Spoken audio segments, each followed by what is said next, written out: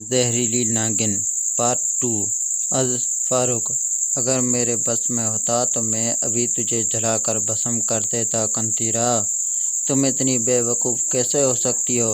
ناگ انسانی زبان میں کنتیرا سے بات کر رہا تھا۔ میں کیا کرتی؟ آج تک اتنے سالوں میں کبھی میرا نشانہ غلط نہیں ہوا۔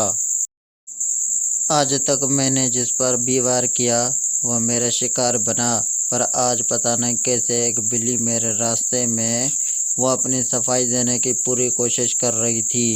بار بار ایک ہی بات مت دہراؤ کنتیرا، تم میرے ساتھ فوراً ناگ دیوتا کے مندر میں چلو، کیونکہ آج کی رات میں اپنے ہاتھ سے جانے نہیں دوں گا۔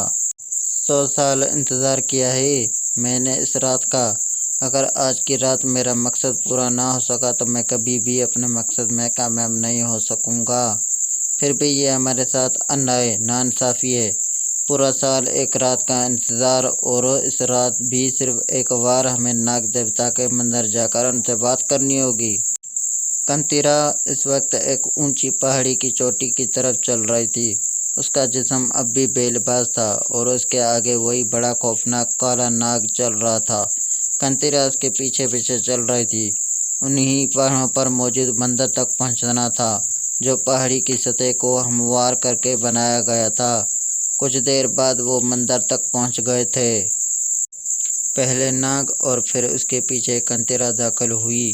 ایک راہداری سے اور برآمدے سے گزرنے کے بعد وہ مندر کے ہال میں پہنچ گئے۔ مندر کے اندر بھی تاریکی تھی، مگر وہ ایسے چل رہے تھے جیسے وہ سب کچھ دیکھ سکتے ہو، اور واقعی سب کچھ دیکھ سکتی تھی۔ مندر کے ہال میں ایک چبوترے پر 8 فٹ بڑے ناگ کا بت قائم تھا، جس کے 5 سر تھے اور ان کے فن نکلے ہوئے تھے۔ وہ بہت خوفناک نظر آ رہے تھے۔ کنتیرا فوراً زمین پر گھٹنوں کے بل بیٹھ گئی اور اس نے سر جھکا دیا۔ اس کے آگے موجود ناگ نے بھی اپنا سر جھکا دیا۔ ہمیں معاف کر دیجیے ناگ دیوتا، آج کی رات ہم کسی انسان کو نہ لا سکے، پرنتو اس میں میرا کوئی دوش نہیں ہے۔ میں نے پچھلے 99 سالوں سے ہر اماوس کی رات کو آپ کے قدموں میں کسی نہ کسی منشے انسان کی بلی دی ہے، پرنتو آج میرا نشانہ چونک گیا۔ آج آخری رات تھی، اس رات کا انتظار ہم سالوں سے کر رہے تھے، اور اگر آج کی رات بھی ہمارا مقصد پورا نہ ہو سکا تو ہماری ساری قربانیاں رائے گاہ چلی جائیں گی۔ ہم پر کرپیا کیجیے ناگ دیوتا، اور ہمیں ایک اور موقع دیجیے۔ ہم اس بار آپ کو نراش نہیں کریں گے۔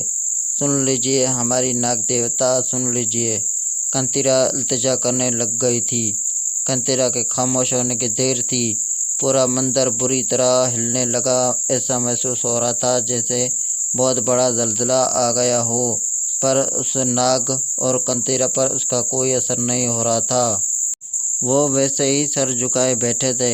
اچانک ان کی آنکھوں کے سامنے بھی اندھیرا چھا گیا، اور اب انہیں بھی کچھ دکھائی نہیں دے رہا تھا۔ وہ کیا تھا ماں؟ اس بلی کو بوا، وہ تو بالکل سلامت تھی نا؟